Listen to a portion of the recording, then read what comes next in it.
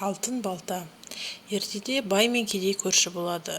Кедей диірменге барса, байдың балтасын сұрап алады. Бір күні кедей диірменге барып, балтасын ағып жатқан диірменге түсіріп алады. Ол диірменшіге балтамды алып бер дейді. Ол қолын диірменге салып, бір алтын балтаны алып шығады.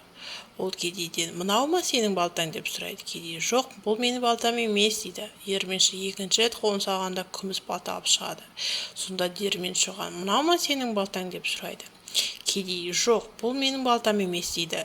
Сонда диірменші үшінші қолын салғанда бір ағаш балтаны алып шығады. Ол кедейден: «Мынау ма сенің балтаң?» деп сұрайды. Сонда кедей: «Иә, осы менің балтам» дейді.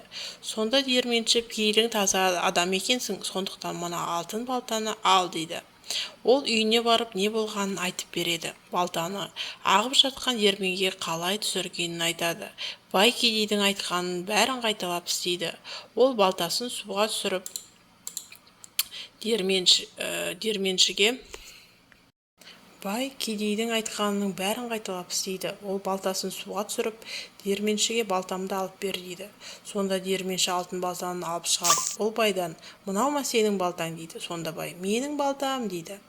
Диірменші оған: «Өтірік айтпа, мынау сенің балтаң емес» деп өзінің ағаш балтасын береді.